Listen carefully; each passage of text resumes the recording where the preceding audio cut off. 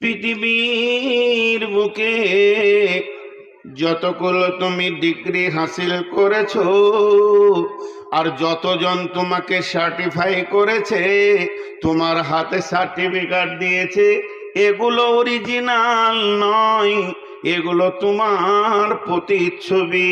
তোমাকে দিয়েছে primary school, তোমাকে দিয়েছে হাই স্কুল, তোমাকে দিয়েছে কলেজ, তোমাকে দিয়েছে বিশ্ববিদ্যালয়, তোমাকে দিয়েছে মেডিকেল কলেজ, এগুলো হলো তোমার প্রতিচ্ছবি। আসল সার্টিফিকেট তো আমি আল্লাহ তোমাদেরকে দান করব। ফাম্মা মান উতিয়া কিতাবাহু বিয়ামিনিহি ফাসাউফা ইউহাসাবু হিসাবান ইয়াসীরা। আমি একটা দিন বানিয়েছি, তুমি পৃথিবীতে থাকবে 1 বছর, 10 বছর, 20 বছর, 50 বছর, 60 বছর, 70 বছর, 80 বছর, 90 বছর, 100 বছর থাকবে। তোমার এতগুলো বছর থাকার পেছনে আমি আল্লাহর একটা কলম তোমার পেছনে চলছে। প্রতিটি মানুষের পেছনে একটা কলম চলছে। ওর জিন্দেগির রেজাল্টটা যেদিন জেরক্স করে বের হবে, যেদিন মেশিন থেকে আল্লাহর কাছে বের হবে, সেই দিন ও বুঝবে আমি কামিয়াব না আমি নাকাম।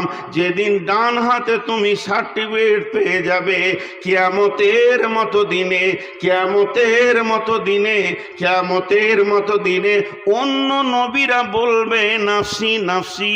ওই দিনে তুমি আনন্দে লাফাবে।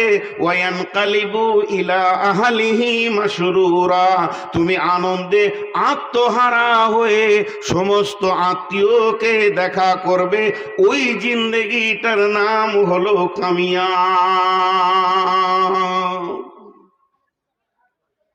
বাকি দুনিয়াতে চকচকে কাপড় পরেছি, আমাকে নূর মোহাম্মদ বাহ বাহ বাহ বাহ আন্তর্জাতিক বক্তা, এই তো বাংলাদেশ থেকে বেরোলাম, 36খানা প্রোগ্রাম করে, 40খানা প্রোগ্রাম করে বেরোলাম, আবার যাব, আবার প্রোগ্রাম। ঝাড়খণ্ড বলছে বাহ বাহ, বিহার বলছে বাহ বাহ, আসাম বলছে বাহ বাহ, মেঘালয় বলছে বাহ বাহ, 8টা 10টা রাজ্যকে ঘুরছি, সবাই বলছে বাহ বাহ, নূর মোহাম্মদের মতো দামি কেউ নাই। কিন্তু যার হাতে আমার জান্নাতের চাবি, যার হাতে আমার জীবনের শেষ সুখ শান্তির রেজাল্ট, সে বলছে তুই কুত্তার থেকে খারাপ। সে আল্লাহ বলছে নূর মোহাম্মদ তোকে সবাই বলছে বাহ বাহ, আর আমি আল্লাহ তোকে বলছি তুই শুকর কুত্তার থেকেও খারাপ। এই জীবনের দাম আছে? কোনো দাম, কোনো দাম নাই। এর জন্য একজন উর্দু ভালো চিন্তাবিদ লোক বলেছেন, মশহুর হোনা আসান হ্যায় লেকিন মকবুল হোনা বড় শক্ত হ্যায়। মশহুর হোনা আসান হ্যায় লেকিন মকবুল হোনা বড় শক্ত হ্যায়। প্রসিদ্ধ হওয়াটা আসান। যদি আপনি ফেসবুকে নাম নিতে চান তো একটা দৌড়ঝাঁপ করে টিকটক করে দেন, 3 কোটি লোক একবারে দেখে নিবে, আপনি মশহুর হয়ে গেলেন যে এইরকম একটা ব্যক্তি আছে। কিন্তু আল্লাহর কাছে নিজেকে মকবুলিয়াত করা, নিজেকে গ্রহণযোগ্যে পৌঁছানো, এর থেকে বড় কঠিন জিনিস আর কিছু নাই। আল্লাহ বলছেন ওয়া আম্মা মান উতিয়া কিতাবাহু ওয়ারা জাহরিহি, যার কিতাব, যার আমলনামা পেছন দিকে দেওয়া হবে এমনি করে, সেই আমলনামা ব্যক্তিটা যখনই দেখে নেবে আমি জাহান্নামের কাগজ পেয়ে গেছি, আমি আর জান্নাতে যাব না, তখন সঙ্গে সঙ্গে ওই ব্যক্তিটা করবে কি, ইয়াদউ সুবুরা ওয়া ইয়াসলা সাইরা। এখন মানুষ সব থেকে যেটা কাজ করে কি জানেন? বাঁচার চেষ্টা করে। একটা ব্যক্তি দেখান যে বাঁচার চেষ্টা করে না। রাত 12টায় পেটে ব্যথা উঠেছে, বেটা বুনিয়াদপুর নিচো, বুনিয়াদপুর নিয়ে যাওয়া হলো অ্যাম্বুলেন্সে, এখানে হবে না, শিলিগুড়ি চো। বাঁচার জন্যে দৌড়ছে মানুষ, 8 টাকা খরচা করছে, তাহলে মতকে কেউ কোনোদিন চায় না, কিন্তু সেই দিন আল্লাহ বলছেন যখন ওর বাম হাতে সার্টিফিকেট এসে যাবে, তখন ওই ব্যক্তিটা কি করবে?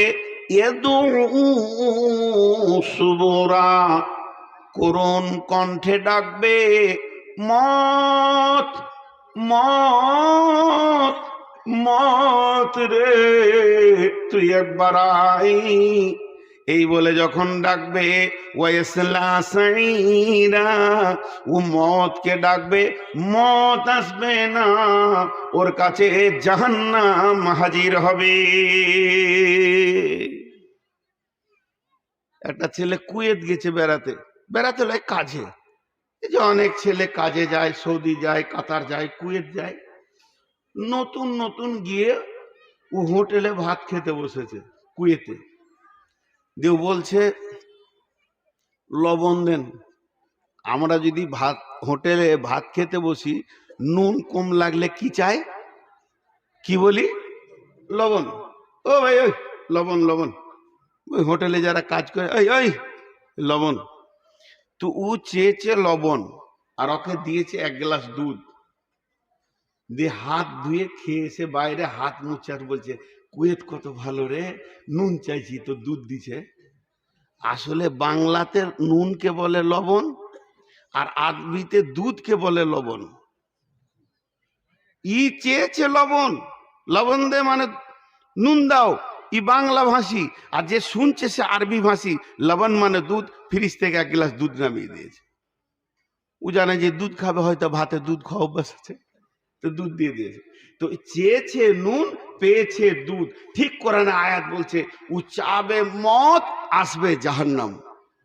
হাজার মত চাইলে আসবে না। তাও মতটা চাইছে কেন? মতটা চাইছে কেন? ওর একটা জিনিস জানা আছে, ওর একটা জিনিস মেজারমেন্ট করা আছে। পৃথিবীতে আমি ছিলাম, মা বাপ ভাই বোন স্ত্রী কন্যা নাতি পোতা বেটা বউ, জমি জায়গা ঘর বাড়ি পুকুর বাগানের মধ্যখানে। আর আমাকে মত যখন এলো, ওই জায়গা থেকে তুলে আর এক জায়গায় করে দিয়েছে। তাহলে মত এমন একটা গাড়ির নাম, মত এমন একটা জিনিসের নাম, সে এক জায়গা থেকে মানুষকে আর এক জায়গায় করে দেয়। তো এখন আমি জাহান্নামের সার্টিফিকেট পেয়ে গেছি। জাহান্নাম সামনে একদম বাঘের গর্জনে চলে আসছে। পুলসে রাত রয়েছে, দাঁড়ি পাল্লাতে নেকি বদি ওজন হচ্ছে, চারিদিকে রয়ে রয়ে কাণ্ড চলছে, নাফসি নাফসি কাঁদছে মানুষ। আজকে যদি একবার মত আসে, যে এই জায়গা থেকে অন্য জায়গায় করে দেবে, কিন্তু তুমি জানো না বন্ধু, আর মত আসবে না। মত কোনো দিন তোমাকে আর ছুবে না।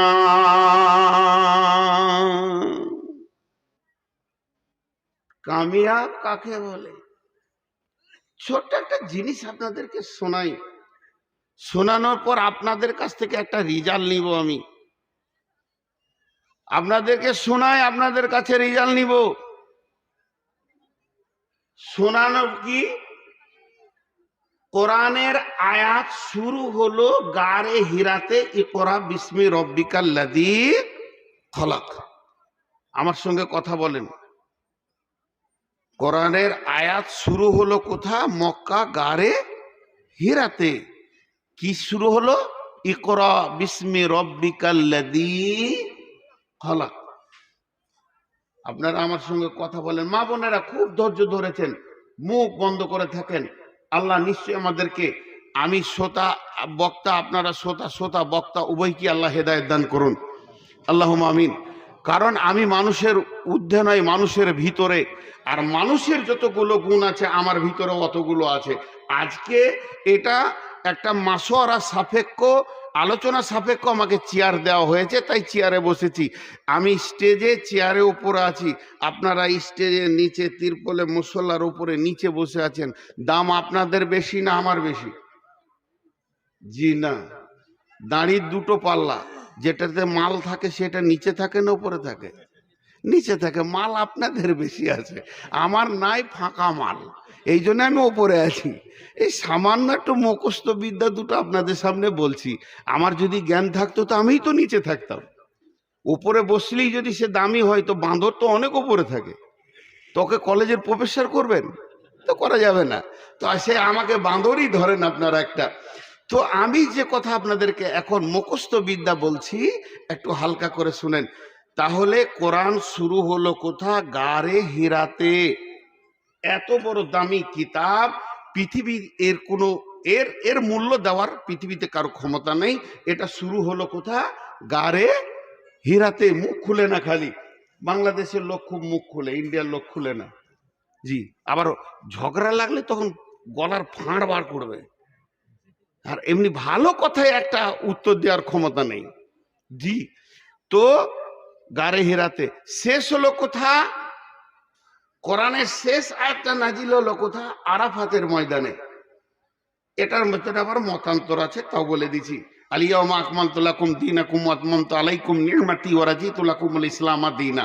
এই আয়াতটা শেষ আয়াত, কেউ বলে না এরপরও আয়াত নাজিল হয়েছে। যাই হোক, তো কোরআন শেষ হয়ে গেছে।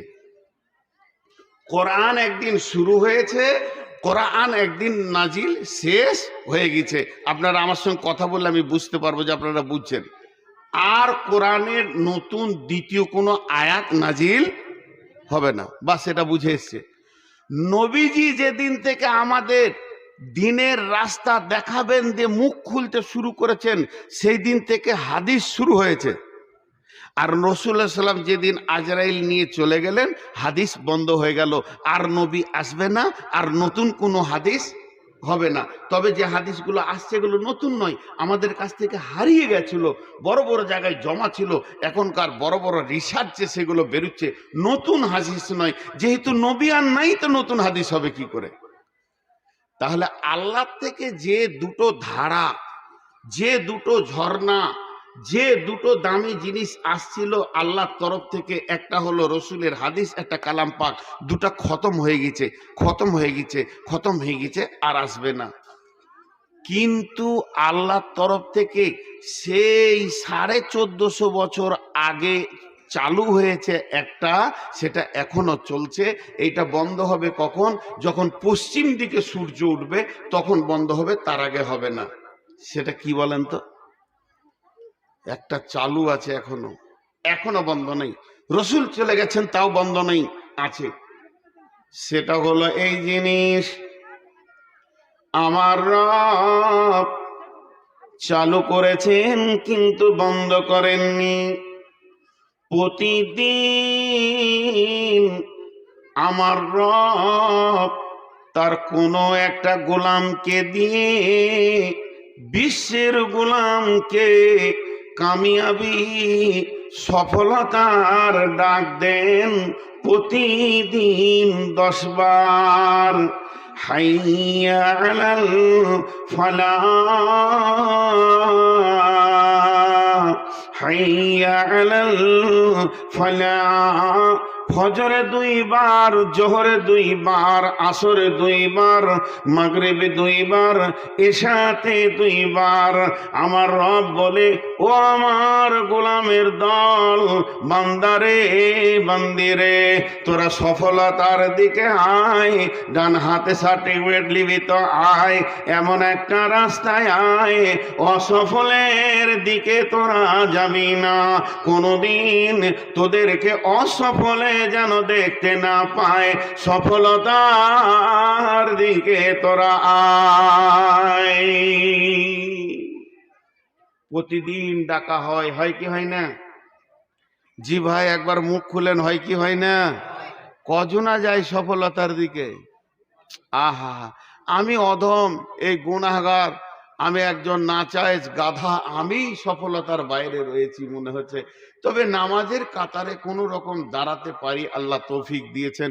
কিন্তু জেনে নেন, আল্লাহ 10 বার প্রতিদিন ডাকছে, সফলতা লিবিতে আয়। কিন্তু আমাদের অভ্যাস খারাপ। হাসবেন না, হাসার জন্য বলিনি।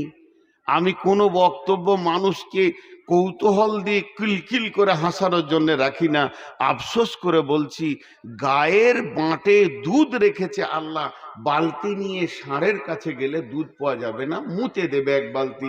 তো ওই রকম সফলতা রয়েছে মসজিদের ভিতরে, আর আমরা সফলতা খুঁজছি পার্টি অফিসের ভিতরে। লাত আর লুচ্চা মার ছাড়া এ জাতির কিছু থাকবে না।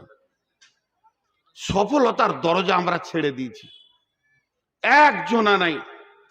আল্লাহ ডাকছে, আমি ডাকলে আমাকে ছেড়ে দেন, যে ও নূর মোহাম্মদের কথা শুনবো না। ইনি ডাকছে, ইনার কথা ছেড়ে দেন, ওর কথা শুনবো না।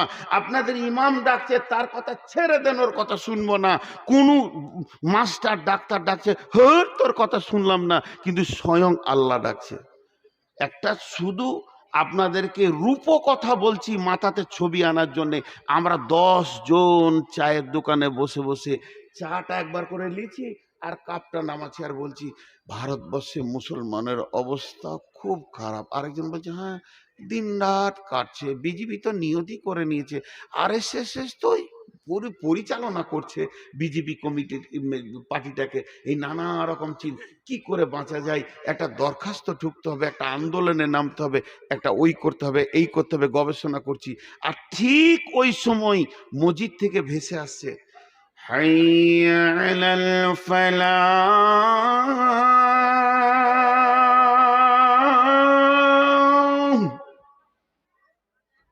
আল্লাহ বলছে দোকানের খরিদ্দারের দল, তোরা দু চোখে খালি সর্ষে ফুল দেখছিস আর অশান্তির বিজলি দেখছিস, আর সারা পৃথিবীটা আমি এক আঙুলে কন্ট্রোল করে দেব।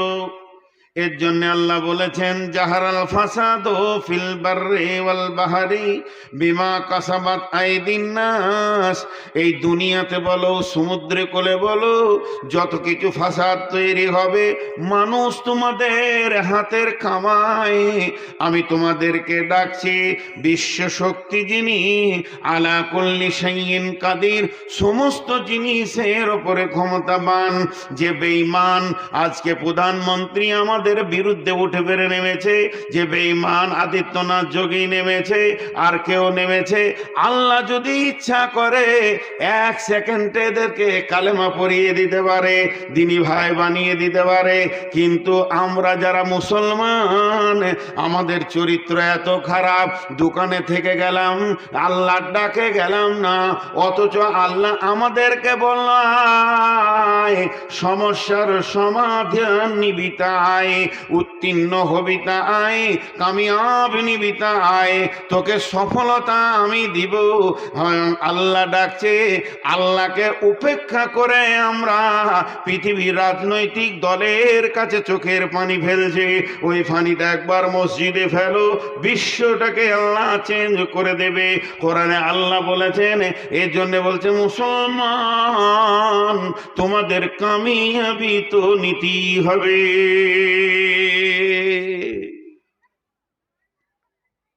মাঝে একটা কথা বলবো, সবাইকে হাত দুটা ধরে বলছি, আল্লাহর রাস্তায় কেউ আমার বাপের বয়সে যদি আছেন তো সেই বাপ, ভাইয়ের বয়সে, কেউ ছেলের বয়সে, আমার কথা আপনারা বুঝতে পারছেন? আমার উদ্দেশ্যটা আগে বুঝতে হবে, আমি কি বলতে চাইছি, বুঝতে পারছেন? আজকে আমরা কোন জায়গায় আছি? এবার একটা কথা উদাহরণ দিচ্ছি। আমি একটু টেরা করে বসেছি, হুজুর আবার আমার পেছনে পড়ে গেছে, লজ্জাও লাগছে ওর করে। না আমার এটা লোকটা দেখতে একসঙ্গে না, পানি আর লাগবে না। ধরেন এই যিনি সভাপতি, উনি আমাকে বলছে নূর মোহাম্মদ, ছোট ভাইয়ের মতো বলছে, তুমি একটা মিষ্টি খাও। বড় রসগোল্লা? জি না, খাও না। সুগারের জিভ শুকিয়ে গেছে, তো একটু করে পানি নিচ্ছি, হুজুর খাও না। আবার দ্বিতীয়বার বলছে না খাও, মালটা খুব ভালো। আমি বললাম যে যত ভালো হোক হুজুর, আল্লাহ তালা মেরে দিয়েছে, আমি খাবো না। উনি বুঝতে চাইছে না, বলে শোনো, দিনাজপুরের সব থেকে দামি রসগোল্লাটা এনেছি, আবার এটা এনেছি গঙ্গারামপুর থেকে, তোমাকে খাও বলে, একটা খাও। 3বার হলো, তখন আমি একটু হালকা রেগে গেছি আর কি। তো মুরব্বী মানুষ, আমি প্রকাশ করতে পারছি না, আমি হালকা করে বললাম, আল্লাহর কসম আমি খাবো না। আর যখনই আল্লাহর কসমটা আমার জিভ থেকে বেরিয়ে গেছে, উনি সঙ্গে সঙ্গে মিষ্টির প্লেটটা বললো সরিয়ে দেন। কারণ শিক্ষিত মানুষ বুঝে নিলেন যে আল্লাহর কসম করেছে মানে আরো খাবেন না। এটা একটা গেল। এইটা তো একবার কসম খেলাম। আমার দিকে ধ্যান দেন, ওইদিকে একটা সব বিছানো হচ্ছে, তো ওইদিকে দেখছেন। এটা তো কবার কসম খেলাম? একবার। আপনারা মুখ খুলেন, কবার খেলাম? একবার। ডান দিকে যে এই যে আমার ছেলে মানুষ ভাই, যিনি আমাকে এতদিন ফোন করে এনেছেন, নামটা জানি না, হারুন হারুন হারুন ভাই বলছে, এমন পেস্টি ফাইচার কথা বলছে যে আমার আর রাগ গোটা গায়ে সহ্য হচ্ছে না, মাথা থেকে পা পর্যন্ত জ্বলে গেল। কি বলছে জানেন? শুনলাম নাকি আজকে আপনি মহিফ এলাকার পকেট মেরেছেন। আচ্ছা, এটা সহ্য হবে? মহিপালে চা খেতে যে আমি কার পকেটে একটা মোবাইল চুরি করেছি, হারুন ভাই বলছে আমাকে। তো ওর দিকে তাকিয়ে চোখ মুখ লাল হয়ে গেছে। মানুষের তো রাগ আছে, আর হ্যাঁ না বলে না। 1 মিনিট বলেলি, রাগের 4টা ভাগ। তাড়াতাড়ি রাখবে, তাড়াতাড়ি ঠান্ডা হবে, ধীরে ধীরে রাখবে, তাড়াতাড়ি ঠান্ডা হবে, তাড়াতাড়ি রাখবে, ধীরে ধীরে ঠান্ডা হবে, ধীরে ধীরে রাখবে, ধীরে ধীরে ঠান্ডা হবে। 3টে রাগকে হারাম বলা হয়েছে, একটা রাগ হালাল, যেটা তাড়াতাড়ি রাখবে, তাড়াতাড়ি থামবে। রাগ একটা ইবাদতের অঙ্গ। কথাটা বুঝায় আপনাদেরকে? কেন বলেন তো? উজু ছাড়া নামাজ হবে? একবার মুখ খুলেন সবাই, উজু ছাড়া নামাজ হবে? নামাজ হবে না। তেমনি একটা ইবাদত আছে যেটা রাগ ছাড়া হয় না, সেটা কি? জিহাদ। জিহাদ রাগ ছাড়া। প্রথমে রাগ আসতে হবে। কে রে, কে বললে রে রসুলের বিরুদ্ধে কথা? দেখি তো একবার। এবার বলেন, আজকে বক্তব্য রাখছি আমি, প্রধান বক্তা। একটা জানাজা এলো, নামাজ পড়াবো আমি। একটা জোহর আসরের টাইম হলো, নামাজটা আপনি পড়ান। ঈদের নামাজ আপনি পড়ান। সব বলে ইমামতি করছি আমি। যদি জিহাদ লাগে, কে ইমামতি করবে? আমাকেই করতে হবে। রসুলও কমান্ডার সে কাজ করেছে, তাহলে যার রাগ নাই সে জিহাদ করতে পারবে? পুরুষের অলংকার হলো মোচ আর দাড়ি। হযরতে আলী যখন জিহাদের ময়দানে দাঁড়িয়ে খালি এরম করত, তখন কাফেররা 3বার পেশাব করে দিত। কি ব্যাপার, প্ল্যান কি করছে? কলজেটা খাবে নাকি রে বাবা? খালি এরকম একবার মোচে হাত দিয়ে এবার দাড়িটা বাস, ওতে হয়ে গেছে। কিন্তু ওতে ও 2বার মুতে ফেলেছে। যে কি কি প্ল্যান! তাহলে পুরুষের রাগ থাকতে হবে। যে পুরুষের রাগ নাই তার অলংকার নাই। যে স্ত্রীকে মারে না, তার, যে বেশি স্ত্রীকে প্রেম করে একটা থাপড় বানায়, তার বউ টিকে না, তালাক হয়। মারো, কোরআন বলছে, তে তো স্ত্রীর মহব্বত বাড়বে। তার রাগ হচ্ছে যেমন একটা অলংকার। এক মৌলানা বক্তব্য রাখতে রাখতে বলছে, ভাইয়া আমার বড় ছেলেটা অ্যাক্সিডেন্ট করেছে, মোটরসাইকেলে একটু দোয়া করে দেবেন, হাসপাতালে ভর্তি আছে। অন্যায় কিছু বলেছে? তখন এক বুড়ি মেয়ে বলছে, মৌলবীদেরও ছেলে হয়? কোন ভেজাল কথা বলেন তো? রসুলের ছেলে ছিল। তো আমি যে কথা আপনাদের সামনে বলছি, এখন যে জায়গায় এনে আপনাদেরকে হাজির করেছি, আল্লাহ তাবারাক ওয়া তাআলা বলছেন, আমি রেগে 10 বার কসম খেলাম ওই ভাইয়ের ওপরে। কি বলতে শুরু করলাম দেখেন, আল্লাহর কসম, আল্লাহর কসম, আল্লাহর কসম, আল্লাহর কসম, আল্লাহর কসম, আল্লাহর কসম, আল্লাহর কসম, আল্লাহর কসম, আল্লাহর কসম, আল্লাহর কসম, আল্লাহর কসম। 11 বার কসম করে বললাম, জীবনে কোনো মানুষের পকেটে আমি হাত দিইনি, আপনি আমাকে কেন পকেট মার বললেন? যে উদাহরণটা দিচ্ছি একটু ধ্যান দেন। মিষ্টি খাবো না, কবার কসম খেলাম? একবার। আর আমি কারো পকেটে হাত দিইনি, এটা কবার খেলাম? 11 বার। কবার খেলাম? তাহলে একবার আর 11 বার সমান। এটাতে রাগ বেশি হয়েছে, আর ওইটাতে রাগ হালকা হয়েছে। কথা বোঝাতে পেরেছি কিনা? চলেন এবার আল্লাহর সঙ্গে ফিট করছি, কোরআনের সঙ্গে। আল্লাহ যদি একটা হুকুম করে আমাদেরকে, এই তোরা আর 1 সেকেন্ড বসবি না, উঠে ঘর যা, তাহলে আর বসা যাবে? আল্লাহর হুকুম, আর বসা যাবে? আমি যত ভালো বয়ান করি সবাইকে উঠে ঘর যেতে হবে। তা আল্লাহর একটা হুকুম যথেষ্ট। আল্লাহ যদি কোনো বিষয়ে একবার কসম খাই ওটা যথেষ্ট যথেষ্ট যথেষ্ট। আবার সেই আল্লাহ যদি 11 বার খাচ্ছে একটা বিষয়ে কসম, তাহলে আল্লাহর 11 বার খাওয়ার কোনো দরকার নাই, দরকার নাই, দরকার নাই, দরকার নাই। আল্লাহ একবার বলবে এটা যথেষ্ট, আল্লাহর কসমের দরকার নাই, আল্লাহ বলবে এটাই যথেষ্ট ইমানদারদের জন্য। কিন্তু 11 বার আল্লাহ কসম খাচ্ছেন কেন? আমাদের অভ্যাসটা খারাপ, আমাদের ফিতরাত খারাপ, আমরা খারাপ অভ্যাসে জন্ম নিয়েছি। তা আল্লাহ বেশি করে কসম খেয়েছে যে আমার কথাটা গুরুত্ব দিবে। শুনেন কসমগুলো দিয়ে কি বলছেন। কসমটা কত বড় খালা, বেটি, আমার বেটি, তোদের আব্বার দিকে একবার দেখ, কসমটা এত বড়, কসমটা এত বড়, কথাটা একটু ছোট, কথাটা একটু ছোট। বিসমিল্লাহির রহমানির রহিম। والشمس وضحاها والقمر إذا تلاها والنهار إذا جلاها والليل إذا يغشاها والسماء وما بناها والأرض وما طحاها ونفس وما سواها فألهمها فجورها وتقواها।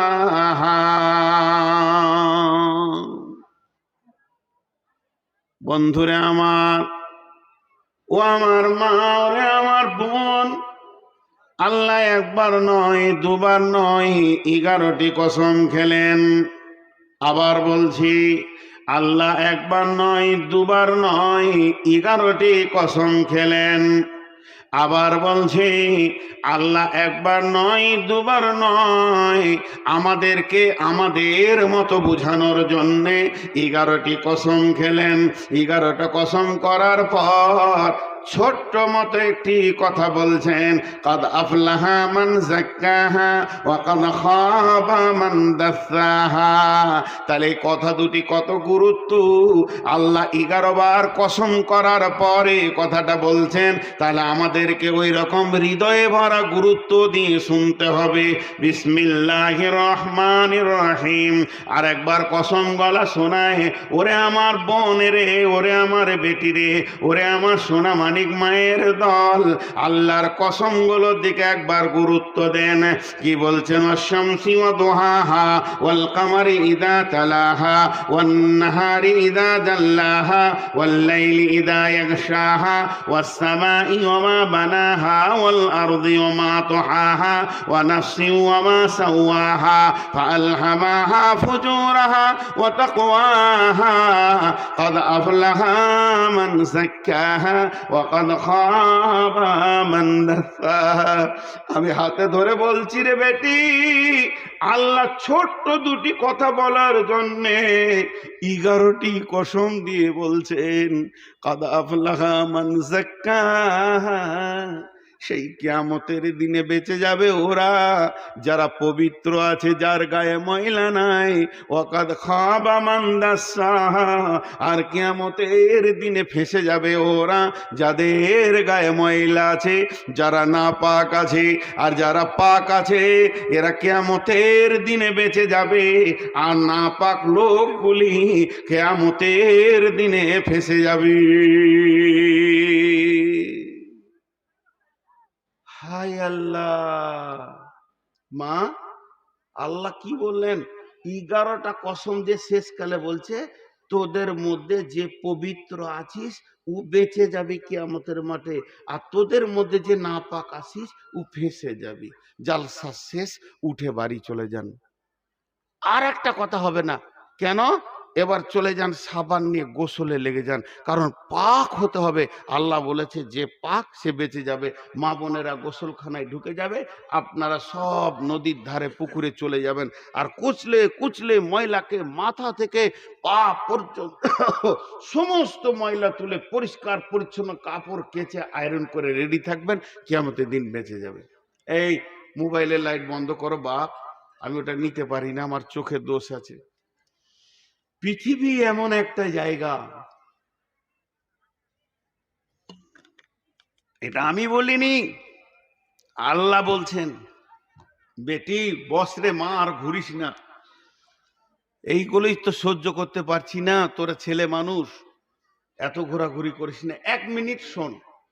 আর এই এলাকা তওবা করে যাব, একবার উদয়পুরে মার খেয়ে গেছি, জীবনে ভুলবো না, জীবনে ভুলবো না। এই এলাকাতে আসলেই এই ঘটনা ঘটছে। তবে এখানকার কমিটি সর্বোচ্চ ভালো মানুষের কাছে এসেছি জালসা করতে, ওই জন্য জালসা করছি। আরো কিছু ঘটে গেলে আমার বাইন চলবে। এত ভালো কমিটি আমি পাইনি, আমার লাইফে পাইনি, লাইফে বললাম, লাইফে 23 বছর চালাচ্ছি জলসা।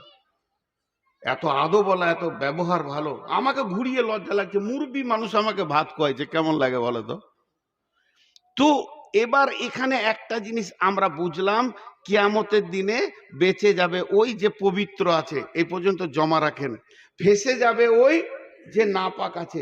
বাঁচা আর ফাঁসাটা কেমন, এটা একটু দেখাবো আপনাদেরকে। ধরেন আল্লাহ কালাম পাকে সূরা গাসিয়ায় বলছেন, বিসমিল্লাহির রহমানির রহিম, ইন্না ইলাইনা ইয়াবাহুম সুম্মা ইন্না আলাইনা হিসাবাহুম। খুব মন দিয়ে শুনবেন, 5 মিনিট শুনেন, তাহলে আসল তথ্যটা পেয়ে যাবেন। ইন্না ইলাইনা ইয়াবাহুম সুম্মা ইন্না আলাইনা হিসাবাহুম, তার মানে আল্লাহ বলছে আমার কাছে আসতেই হবে। কোনো বাইপাস রাস্তা আছে আল্লাহকে? একবার বলেন, একজন উঠে বলেন যে আল্লাহ যেখানে বসে আছে ওই দিয়ে বাদ দিয়ে পেছন দিয়ে ঘুরে চলে যাব জান্নাতে। আল্লাহ রসুল বলছেন আলকামা বিন হারিসকে, আলকামা বিন হারিস, এই ভব মেলাটা যেদিন শেষ হবে আর যার সামনে তোমাকে দাঁড় করানো হবে সে তোমার আগে পিছে সব খবর জানে, কোনো উকিল লাগে সাক্ষী লাগবে না, তার সামনে তোমাকে দাঁড়াতে হবে, তাকে তুমি ভয় করো। তাহলে সেই বলছে তোকে এমন করে রাস্তায় ছেড়েছি, আমার কাছে আসতেই হবে আর হিসাব দিতে হবে। এবার আপনার হিসাব শুরু হলো, আমার হিসাব শুরু হলো। নূর মোহাম্মদ, তোর কত টাকা ছিল? বলে আমি সারা জীবনে যা করেছি বাপের কাছ থেকে আলাদা হয়ে যাওয়ার পর 1 কোটি টাকা করেছি। ব্যয় করলি কি করে বল? এবার আমি ব্যয় বলতে গেলাম, ব্যয় শুরু করলাম, বাড়ি ঘর ছেলে পিলে ব্যবসা বাণিজ্য এইদিকে দিয়ে দিয়েছি 70 লাখ, আছে 30 লাখ, মাদ্রাসা মসজিদ জমি আর কোথাও আর কোথাও আর কোথাও দান করেছি, আমি দিয়েছি মাদ্রাসায়, দিয়েছি মসজিদে, দিয়েছি আর কোথাও দিয়ে, ওখানে 30 লাখের মধ্যে দিয়ে দিয়েছি একদম 29 লাখ, আর আছে 1 লাখ। ওটা কি করলি? ওটা ল্যাংড়া খোঁড়া বিধবা যত ছিল দিতে দিতে দিতে দিতে একবারে 99,000 দিয়েছি, আর 1,000 আছে। 1,000টা কি করলি? হোটেলে খেলাম, তো নিয়ে নিলে, ওখানে 4-5 জন 7 জন ছিলাম, তো 950 টাকার 50 টাকা ছিল। আল্লাহ বলেনি কেন? আল্লাহ কেন শব্দ এখনো ব্যবহার করেনি। চল চল চল, এগিয়ে যা এগিয়ে যা এগিয়ে যা, ঠিক আছে ঠিক আছে, মানে আমার হিসাবটা আল্লাহর মন মতো হচ্ছে। যে শেষকালে বলছে 50 টাকা কি করলি? বলে ভাত খেয়ে বেরিয়েছি, তো ল্যাংড়া এলো একটা দুটা খোঁড়া, ওদেরকে 20 টাকা করে দিয়ে দিলাম, আর 10 টাকা আছে। এবার কি করলি? রাস্তায় গেছিলাম, ওই পুজোওয়ালারা চাঁদা চাইছে, 10 টাকা দিলাম। আল্লাহ বলছে কেন? বাস ফেসে গেল, 10 টাকায় ফেসে গেল 1 কোটিতে। এইটা একটা গেল। এবার জীবনের হিসাব, তুই কতদিন বেঁচে ছিলি জানিস? 63 বছর 8 মাস 13 দিন 1 সপ্তাহ 12 ঘন্টা 15 মিনিট 3 সেকেন্ড। আল্লাহ বলছে এতদিন তোকে সময় দিয়েছিলাম, টোটাল কত সেকেন্ড হয়েছে তুই ভাব। আল্লাহ বলে দিল তোর এত সেকেন্ড তুই দুনিয়াতে ছিলি, ঘুমিয়েছিস এত সেকেন্ড, এত সেকেন্ড দুনিয়া করেছিস। এবার তুই কি করেছিস বল? একবার খালি আল্লাহ বলছে 31শে ডিসেম্বর কি করেছিস বল, একটা দিন। ও শুরু করলো যে আসর পর থেকে কি করেছিস এটা বল। আসরের পরে বাঁশকুড়ি জালসায় গিয়েছিলাম, ও বেশ, তারপরে বাদাম টাদাম খেলাম, ঘুরছি, এখনো বক্তা উঠে নেই। বক্তা উঠলো, প্রধান বক্তা উঠলো, বসলাম, বায়ান শুনলাম, বায়ান শুনে তো ভালো, চল চল চল, আল্লাহ বলছে বায়ান শুনেছিস, কোরআন হাদিস শুনেছিস, ভালো কাজে লাগিয়েছিস, এই করতে বলতে বায়ান যখন শেষ হলো বাড়ি যাব, তো চায়ের দোকানে বসলাম, যে চায়ের দোকানে বসে গল্প করতে করতে একজনের গীবত শুরু করলাম। তা আল্লাহ বলছে কেন করলি বল? ফেসে গেল। এবার ফাঁসাটা কেমন? এই দুনিয়াতে যদি বাসের অ্যাক্সিডেন্ট হয়, বিপদে পড়বে 50 জন আর ছুটে যাবে 500 জন। ওরে ওরে ওরে ওরে, ধর ধর ধর ধর ধর, উদ্ধার কর, ঠিক না ভুল? ট্রেনের অ্যাক্সিডেন্ট হলে 2000 লোক বিপদে পড়বে, 20,000 লোক দৌড়বে, ধর ধর ধর উদ্ধার কর। আমার গাড়িটা এখানে উঠতে পারছে না কোনো কারণে, ইঞ্জিন কমজোর হয়ে গেছে, অন্তত 5টা যুবক বলে দে, ঠেলে দেখে তুলে দে। তার মানে দুনিয়াতে সাহায্যকারী পাওয়া যাবে। আর কিয়ামতের দিনটা কেমন? লা তামলিকু নাফসুন লিনাফসিন শাইয়্যা ওয়াল আমরু ইয়াওমা ইদিল লিল্লাহ। ওই দিনটা এমন দিন হবে যে ফেঁসে যাবে তাকে নিজেই উদ্ধার হতে হবে, কেউ কাউকে দেখবে না। মা বেটাকে দেখবে না, বেটা মাকে দেখবে না, স্বামী স্ত্রী কেউ কাউকে দেখবে না। ইয়াওমা ইয়াফিরুল মারউ মিন আখিহি ওয়া উম্মিহি ওয়া আবিহি ওয়া সাহিবাতিহি ওয়া বানিহি। ও আমার মা বোন রে, সেই দিন যে ফেঁসে যাবে আর মনে মনে আশা করবে আর 5 জন এসে আমাকে উদ্ধার করে দে, কেউ করবে না, নফসি নফসি করবে। ইব্রাহিম নবী নিজের মুখে বলবে, আল্লাহ আমি আমার বিবির জন্য বলিনি, আমি আমার সন্তানের জন্য বলিনি, আমি শুধু বলছি আল্লাহ তুমি আমাকেই বাঁচাও। তাহলে সেই দিন কেউ কারো দেখবে না। সেই আল্লাহ বলছেন কদ আফলাহা মান যাক্কাহা। ওই দিন বেঁচে যাবে কে? যে পবিত্র থাকবে, যার গায়ে ময়লা থাকবে না। ওয়া কদ খাবা মান দাসাহা। আর ফেঁসে যাবে কে? কার চাকা চলবে না। ফেঁসে যাওয়া মানে জাহান্নাম, আর বেঁচে যাওয়া মানে হচ্ছে জান্নাত। সেই দিনে সাকসেস হবে কে? সেই দিনে আপনার কিনা সেই দিনে সফল হবে কে? সফল কাম হবে ওরাই যারা পবিত্র থাকবে, আর যে নাপাক থাকবে ফেঁসে যাবে। আল্লাহ সূরা আলার ভিতরে বলছেন কদ আফলাহা মান তাযাক্কা। ওই লোক যে পবিত্রতা হাসিল করেছে সে কিয়ামতের দিন বেঁচে যাবে। আমার বক্তব্য শেষ। এখন আমি আপনাদেরকে ডিরেকশন দিচ্ছি, শেষ কথা, গোসল করেন আর ময়লা তুলেন। তাই কি না? আম্মাজান আয়েশা বলছেন আল্লাহ রসুলকে, মা মেয়েটি কে? রসুলের একমাত্র কুমারী বিবি। মেয়েটি কে? আবু বকরের বেটি। মেয়েটি কে? সমস্ত আলেম ওলামা মুহাদ্দিস একমত, আম্মাজান আয়েশা হলেন মুহাদ্দিস। মেয়েদের ভিতরে এত পণ্ডিত আর মহিলা নাই। মেয়েটিকে রসুলের একমাত্র কুমারী বেগম। শুধু তাই নয়, আমাদেরকে সারা বিশ্ব মুসলিম জাহানের জন্য সে মা, আমাদের মা, আপনার মা, সারা পৃথিবীর মুমিনীর মা, উম্মুল মুমিনিন আম্মাজান আয়েশা। এত বড় দামি মহিলা। মেয়েটিকে, মেয়েটি হলো দুনিয়াতি। তিনি জেনে নিয়েছেন আমি জান্নাতি, জান্নাতি ঘোষণা পেয়েছেন যে মেয়েটি, তার নাম আয়েশা। সে কি করে জানলো যে জান্নাতি? আল্লাহর নবী বলছেন, আয়েশা রে আমি জানতে পেরেছি আল্লাহর তরফ থেকে তুমি আমার দুনিয়াতে বিবি, তুমি আমার জান্নাতেও বিবি। তাই আমার মনে হচ্ছে এখন কিয়ামত হয়ে জান্নাত হয়ে যাক। আমি ঘোষণা পেয়ে গেছি তুমি আমার জান্নাতে বিবি থাকবে আয়েশা।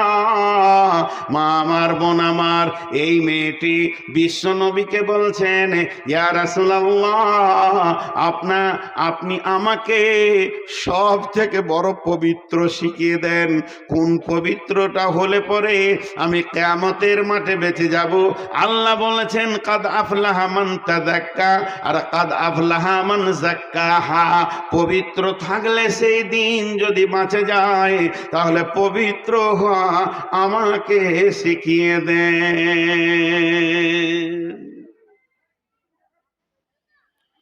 ইয়া রাসূলুল্লাহ আমাকে পবিত্র হওয়া শিখিয়ে দেন। তো নবীজি কি বলছেন আম্মাজান আয়েশাকে? শুনেন, রসুলের কথাটা শুনবেন তবেই তো কমপ্লিট। আম্মাজান আয়েশার কথাটা তো প্রশ্ন, আমাকে পবিত্র হওয়া শিখিয়ে দেন। নবীজি বলছেন, আয়েশা সব থেকে বড় পবিত্র হলো হালাল খাওয়া, একটা দানা যেন হারাম না ঢুকে। এর থেকে বড় পবিত্র আর কিছু নাই। মা বোন, মেয়েদের জন্য এটা আসান।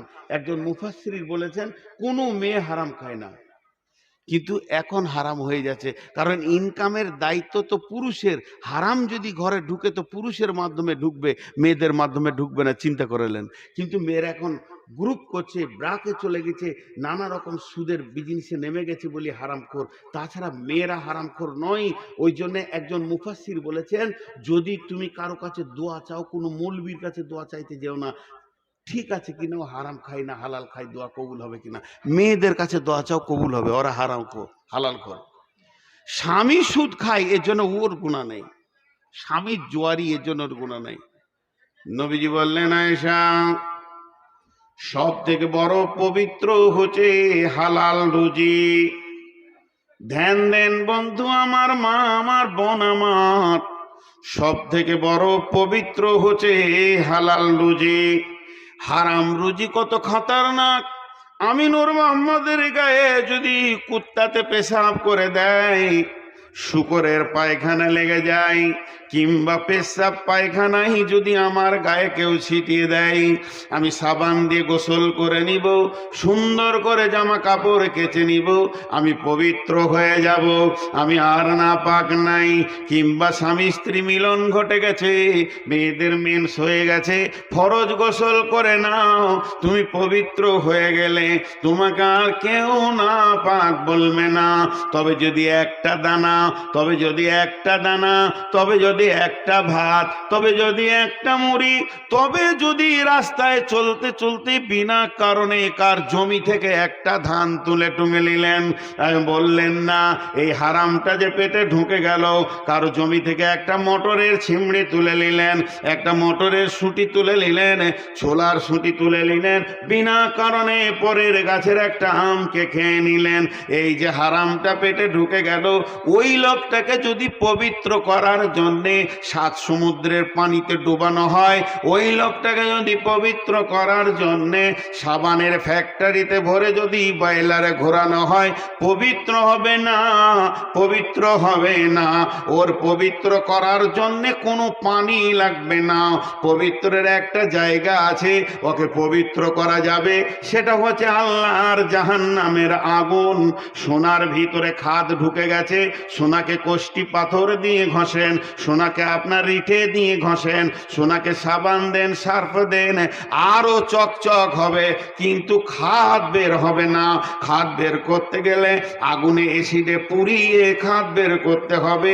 ওই হারামখোরকে পবিত্র করতে গেলে, সে যদি নামাজি হয়, পরেজগার হয়, তাহাজ্জুদ পড়ে, লোকের জমি থেকে ছিঁড়ে মাল খেয়ে নিয়েছে, লোকের পুকুরে ছিপ দিয়ে মাছ তুলে খেয়ে নিয়েছে, এই হারামখোরকে পবিত্র করার একটাই জায়গা আছে, সেই জায়গাটা নাম হচ্ছে আল্লাহর জাহান্নামের আগুন।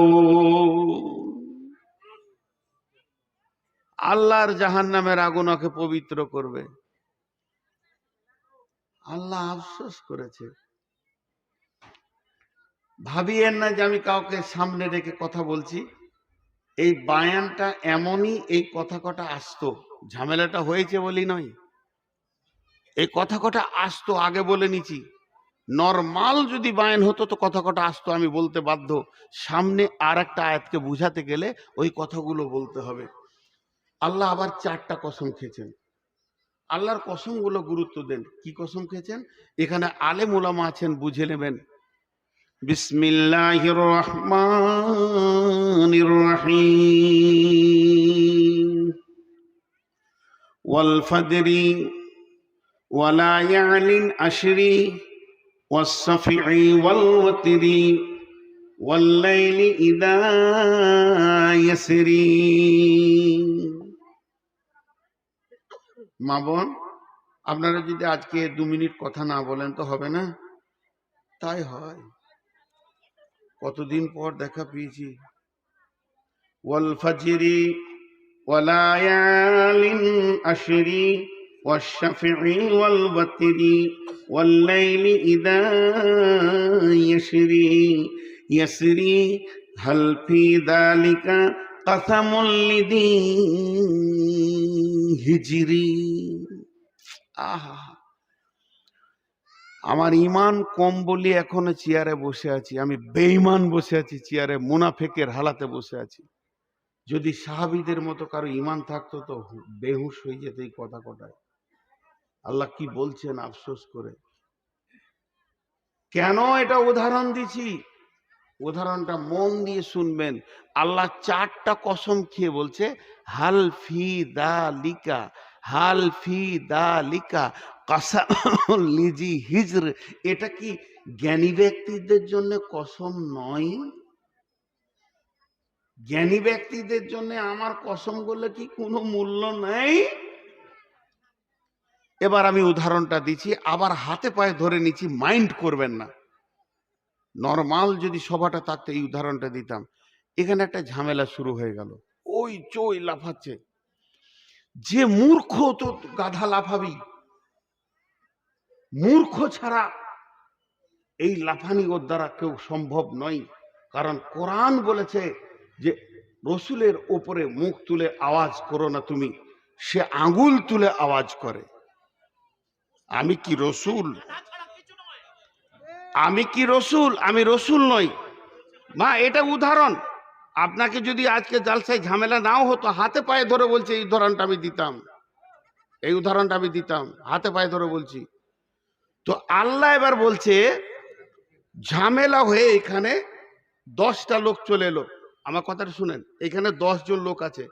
তা আমি দেখছি এটা মূর্খ, এটা গাধা, এটা বেহুশ, এটা অমুক। তার মধ্যে আমার পরিচিত 4টা ছেলে আছে শিক্ষিত, মাস্টার্স পাস। তখন ওই 4টা ছেলেকে আমি বলছি, তোমরা শিক্ষিত, তোমরা আমাকে বুঝছো না। মানে মূর্খ গুলাকে আমি আর কেয়ার করছি না, ওদের উপরে আমি চাপ সৃষ্টি করছি। কথাটা বোঝাতে পারলাম? এই কোরআনে আয়াত ওইটা বলছে। আমি আগেই বলেছি এই ঝামেলাটা না হলেও আমি এই উদাহরণটা দিতাম। আল্লাহর কালাম হাতে নিয়ে বলছি, এরপরে বিশ্বাস করেন। কোরআনের কসম খেতে নাই, আমি আল্লাহর কসম করে বলছি। এই স্ট্রাকচারে যে বক্তব্যটা আছে আমার বাংলাদেশে দিয়েছি, ডাউনলোড করে দেখবেন। এই ঝগড়ার উদাহরণটা আমার দেওয়া আছে। ও মূর্খ আবার চেঁচাচ্ছে, এবার আমি কি করব? তো এখন যে কথাটা বলছি, এখানে আমার 100 লোক থাকার পরও আমি চাপ সৃষ্টি করলাম কাকে? কথাটা বলেন, চাপ সৃষ্টি করছি কাকে? শিক্ষিতকে। আমার কথাটা বুঝেন। তাহলে হিজর, হিজর মানে হচ্ছে বিবেকবান। আমার সঙ্গে কথা বলেন আপনারা, নাহলে অন্যদিকে চলে যেতে আমার মনটা। হাল ফি দালিকা কাসামুল লিযি হিজর, এইগুলো কি আমার কসম আল্লাহ বলছে বিবেকবানদের জন্য নয়? মানে এখানে যদিও কোনো একটা ঘটনা ঘটেছে, আমি কাউকে ধরছি না, 4 জন শিক্ষিত ছেলেকে ধরে ওদের ওপরই চাপ সৃষ্টি করছি। তোমরা থাকতে এটা হবে কেন? তোমরা থাকতে ঝামেলা হবে কেন? তোমাদের মতো শিক্ষিত থাকতে এই ঘটনা ঘটবে কেন? আমি তখন বলছি ও করেছে। আরে ছেড়ে দাও ওর কথা, ও গাধার কথা বাদ দাও। তুমি শিক্ষিত ছেলে কি করছিলে? কথাটা বুঝতে পেরেছি না? এবার আরেকটার সঙ্গে আপনাদেরকে অ্যাপ্রোপ্রিয়েট করে দিই। আল্লাহ 4টা কসম খেয়েছে। কি কি কসমগুলো দেখেন। বিসমিল্লাহির রহমানির রহিম। ওয়াল ফাজরি, ওয়াল ফাজরি। গোটা কোরআনের ভিতরে 2টি সময়কে কেন্দ্র করে আল্লাহ কোরআন নাজিল করেছেন। আস্তাগফিরুল্লাহ। সময়কে কেন্দ্র করে আল্লাহ 2টা সূরা নাজিল করেছেন। গোটা সূরা। একটা সূরার নাম হলো ফজর, একটা সূরার নাম হলো আসর। আল্লাহ ওই ফজরের কসম খাচ্ছেন। কেন কসম খাচ্ছেন? ফজরের কসম করে বলছেন ওয়াল ফাজরি, আমি ফজরের কসম করে বলছি। তাহলে আল্লাহ ফজরের কসম কেন খেলো? ফজরের কসম মানে হচ্ছে উদীয়মান সূর্য উঠতে চলেছে, এদিকে রাত বিদায় নিতে চলেছে, আর দিন আসতে চলেছে। মানুষ সকালে উঠে নিজের জীবনের সমস্ত প্ল্যান পরিকল্পনাগুলো করে, আজকে কোন কোন কোন কাজ আমি করব, এই যে প্ল্যানগুলো করে। আল্লাহ তাবারাক ওয়া তাআলা বলছেন, ও জ্ঞানী ব্যক্তি রে, ওই প্ল্যানে তুমি রেখেছো মাঠে যাব, ওই প্ল্যানে রেখেছো হাটে যাব, ওই প্ল্যানে রেখেছো তুমি বাজারে ঘরে যাব, ওই প্ল্যানে একটা জায়গায় তুমি রেখেছো আজকে আমি শ্বশুর বাড়ি যাব, তবে ওই জায়গায় একটা প্ল্যান তুমি তৈরি করো, আজকে সারাদিন আমি মিথ্যা কথা বলবো না, আর মানুষের একটাও হারাম খাবো না। উদীয়মান জিন্দেগিতে তুমি জীবনকে পরিবর্তন করার চেষ্টা করো, না হলে তোমার উদীয়মান জীবনটা নষ্ট হবে। পশ্চিম দিকে সূর্য যখন ডুবে, একজন দার্শনিক বলছে তোমাকে একটা পাথর কথা বলে, মানুষের তো মুখ আছে, পাথরের মুখ নাই, পাথর কেমন করে কথা বলে? আমি যখন গাড়িটা এখান থেকে ছাড়বো আর মহিপাল চলে যাব, তখন ওই পাথরটা বলবে বংশীহারি মোর আর 15 কিলোমিটার আছে, আবার বংশীহারি যাব গাজল 65 কিলোমিটার আছে। তাহলে তোমাকে একটা পাথর তোমার সাথে কথা বলে, তাহলে সূর্য দিনে 2 বার তোমার সঙ্গে কথা বলে। যখন সূর্য উঠে তখন বলে বিশ্ব মানব রে, এখনো হারাম লাইন ছেড়ে হালালে আয়, জীবনে একটা দিন পেলি, তওবা করার সুযোগ পেলি, তওবাটা করে নিয়ে তুই ফিরে আয়। আবার যখন সূর্য পশ্চিম দিকে ডুবে যায়, তখন একজন দার্শনিক বলছে সূর্য দিনে 2 বার মানুষকে 2টি কথা বলে।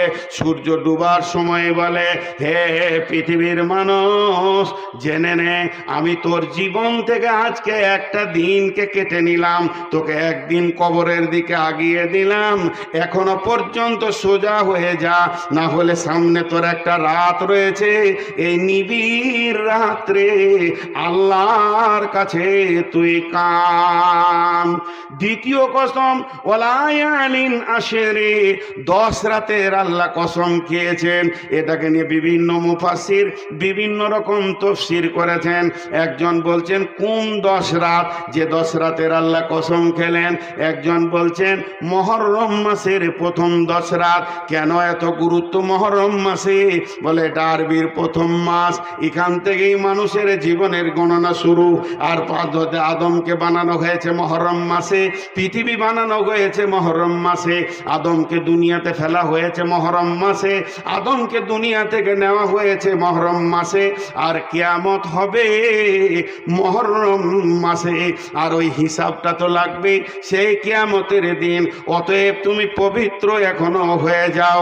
তারপরে ওয়ালা ইয়াসাফি ওয়াল ওয়াতরি, জোড়া বিজোড়ার কসম খেয়েছেন আল্লাহ। তারপরে ওয়ালা ইয়ালিন আসরি, চলমান রাত্রির কসম খেয়েছেন আল্লাহ। 4টা কসমের পর ওই কথাটা আবার বলছেন হাল ফি দালিকা কাসামুল লিদি হিজরি, আমার এই কসম গলা কি শিক্ষিত ব্যক্তির জন্য নয়। কোরআনের বাংলা তর্জমা খুলে দেখে নেবেন, হিজরি মানে হচ্ছে উচ্চ পর্যায়ে জ্ঞানীমানকে আমি কসম দিচ্ছি। তফসির খুলবেন, নিরেট মূর্খ গাধাদেরকে আমি কসম দিইনি, সবাইকে দিচ্ছি। এবার এখানে যতগুলা বসে আছে সব